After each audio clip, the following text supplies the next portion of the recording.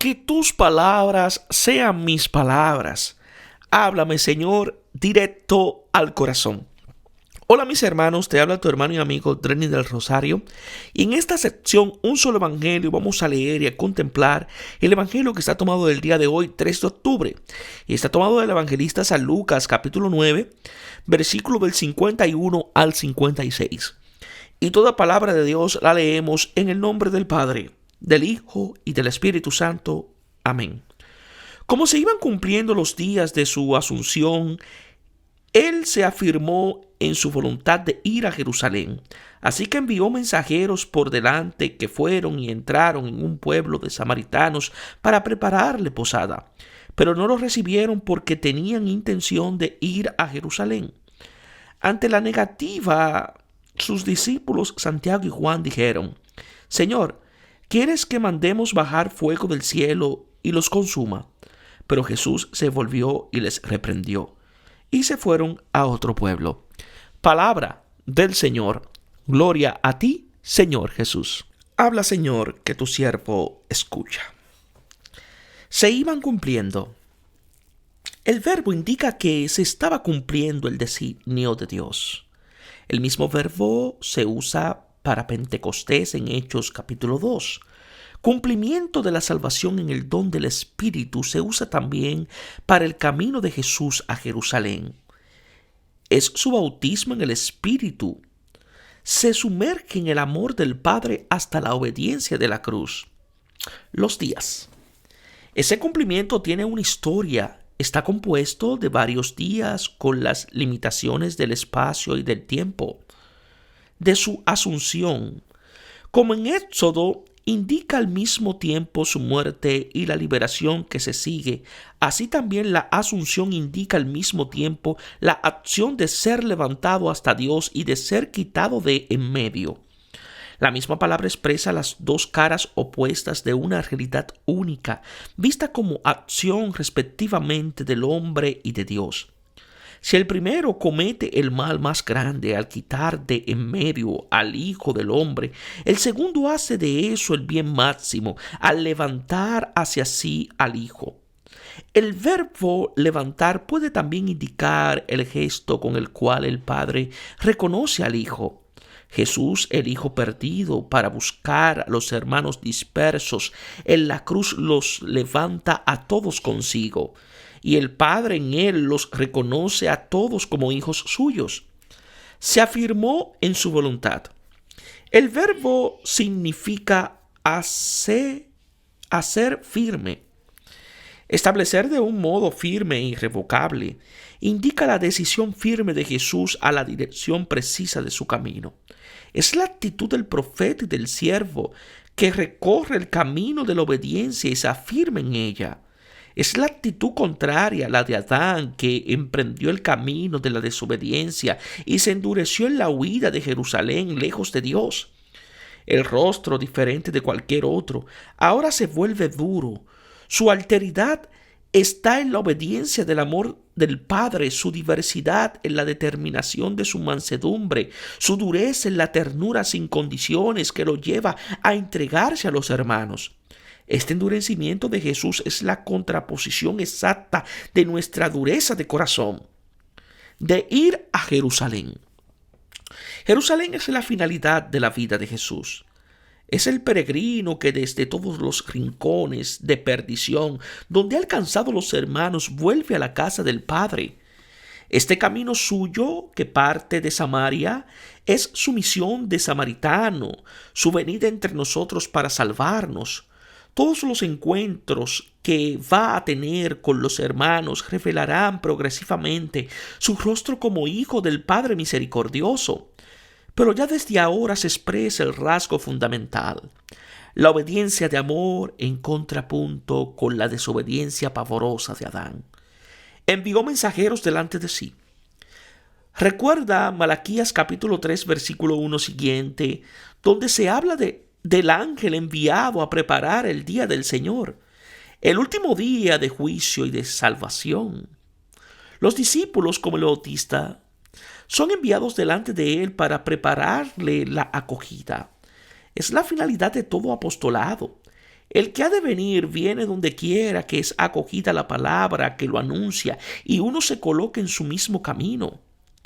Entraron en un pueblo de samaritanos para prepararle posada. Los apóstoles entran en un pueblo de Samaria. Se representa la infidelidad en el corazón de Israel. Será la primera etapa de los discípulos después de la ascensión en Hechos capítulo 1 y el primer lugar en el cual fructificará la palabra en Hechos capítulo 8. El camino de Jesús hacia Jerusalén parte desde aquí porque el samaritano es Él.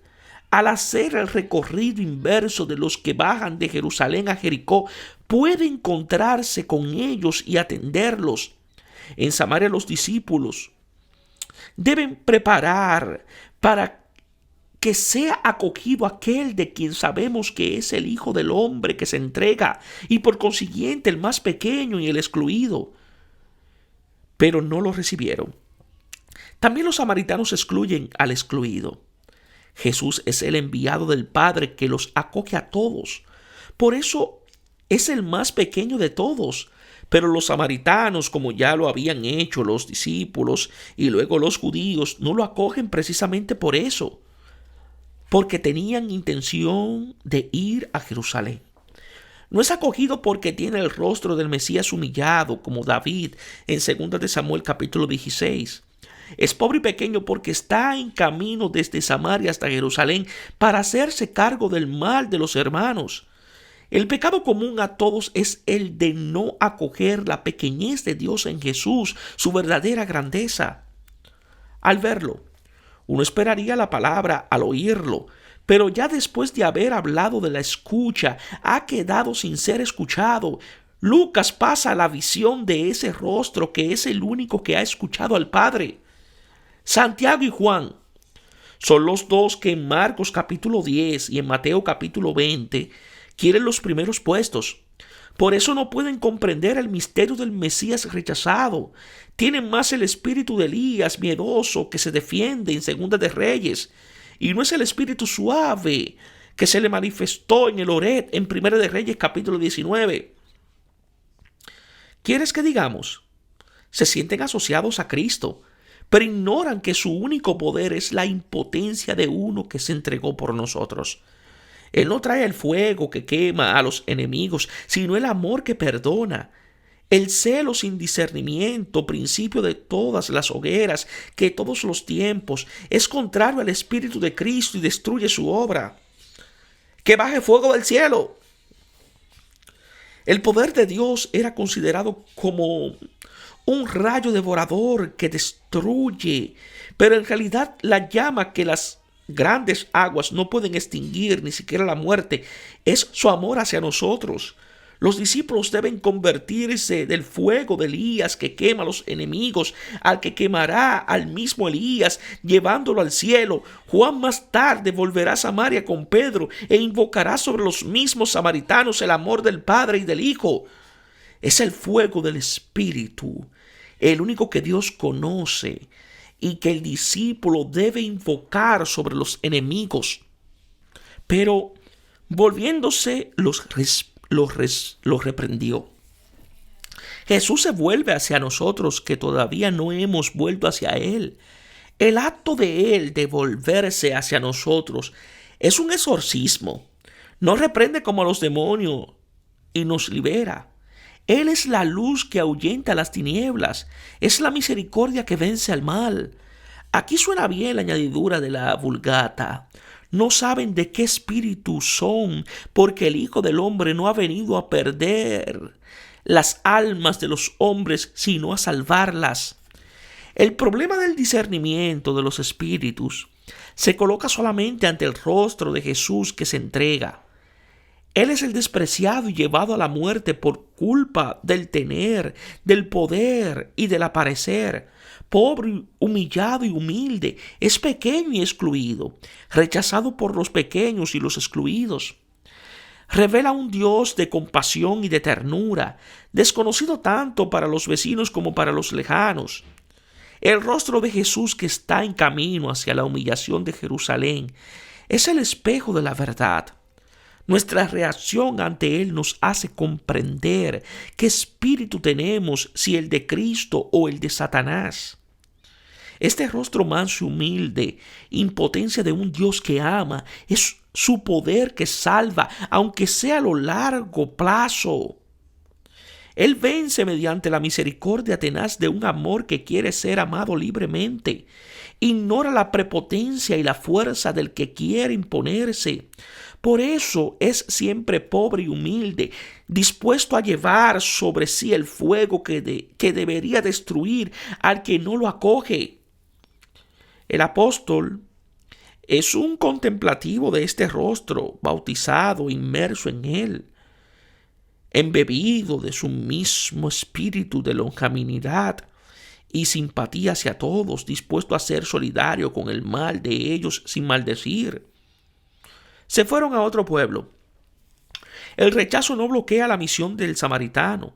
La evidencia como misericordia y la difunde por doquiera, en espera de que sea acogida por todos, porque la piedra que los constructores desecharon se ha convertido en piedra angular.